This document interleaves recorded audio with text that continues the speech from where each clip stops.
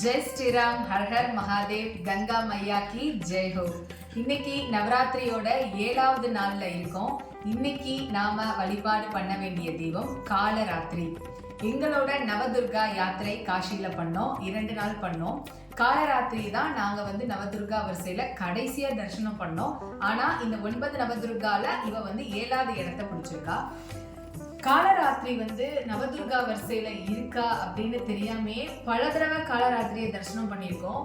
ஏன்னா காலராத்திரி நமக்கு அன்னபூர்ணிக்கும் விசாலாட்சிக்கும் நடுவுல இந்த காலராத்திரி இருப்பா. நிறைய பேர் ஆன் தி வேல பார்த்துருப்பீங்க, நிறைய பேர் கவனிச்சிருக்க மாட்டீங்க. ஒரு கல்லிக்குள்ளதான் இருப்பா.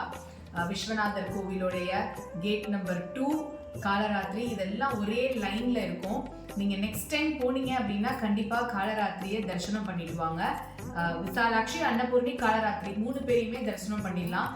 கேட் நம்பர் 2 வழியா போனாலும் பார்க்கலாம், கேட் நம்பர் 1 வழியா வந்தாலும் பார்க்கலாம். அன்னபூர்ணி, விசாலாட்சிக்கு போனீங்கன்னா அங்க உள்ளவங்கள்ட்ட கேட்டீங்க அப்படின்னாலே உங்களுக்கு காலராத்திரி எங்க இருக்கு அப்படின்னு சொல்லுவாங்க. இந்த பதிவோட உங்களுக்கு பின்னாடி காலராத்திரியோட புகைப்படத்தையும் கொடுக்குறேன்.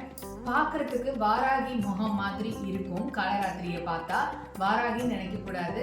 காலராத்திரி அவளுடைய வாகனம் கழுதை வாகனத்துல அவ உட்காந்துருப்பா. அந்த முகமும் கழுதை முகம் கொண்ட முகமா தான் அந்த காலராத்திரியோட உருவம் அமைஞ்சிருக்கும்.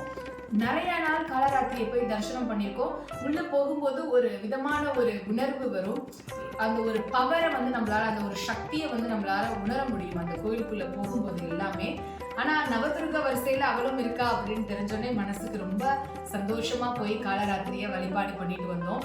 எங்களோட இந்த நவதுர்கா யாத்திரையில கடைசியா நாங்க காலராத்திரியை தரிசனம் பண்ணும்போது இருந்த ஆனந்தம் வார்த்தைகளால சொல்லவே முடியாது. ஏன்னா அத்தனை அலைச்சல், அத்தனை தேடல்லாம் முடிச்சுட்டு கடைசியா அவளை தான் பார்க்க போறோம்னு ஆல்ரெடி அந்த கோயில் அங்க இருக்குன்னு தெரியும். அதனால காலராத்திரியை தேடாமே போய் பார்த்தாச்சு. காலராத்திரி அதே லைன்லயே பாத்தீங்கன்னா சாக்ஷி விநாயகர்னு ஒருத்தர் இருப்பாரு. இவங்க எல்லாமே ஒரே லைன் தான். நீங்க அன்னபூர்ணி, விசாலாட்சி இவங்க எல்லாம் பார்க்கும்போது சாக்ஷி விநாயகரையும் தரிசனம் பண்ணிட்டு வந்துடலாம். சாக்ஷி விநாயகர் தான் நீங்க காசிக்கு வந்ததுக்கு சாட்சி. அவரை தரிசனம் பண்ணும்போது 1008 விநாயகரை தரிசனம் பண்ணதுக்கான பலன் கிடைக்கும். காலராத்திரி நம்ம வாழ்க்கையில இருக்கக்கூடிய இருள் எல்லாத்தையும் போக்கி, பயம் எல்லாத்தையும் போக்கி நமக்கு சக்தியை கொடுக்கக்கூடியவ காலராத்திரி. இந்த நவராத்திரியில இருந்து நீங்களும் காலராத்திரியை பிரார்த்தனை பண்ணிக்கோங்க. உங்களுக்கும் காஷி கிடைக்கும். வீட்டுல இருந்தே சொல்லுங்க, காஷி காஷி காஷி, கங்கா கங்கா கங்கா, விஸ்வேஸ்வர விஸ்வேஸ்வர விஸ்வநாதா, குருவே சரணம் சரணம். ஜெய் ஸ்ரீராம், ஜெய் ஜெய் ஸ்ரீராம்.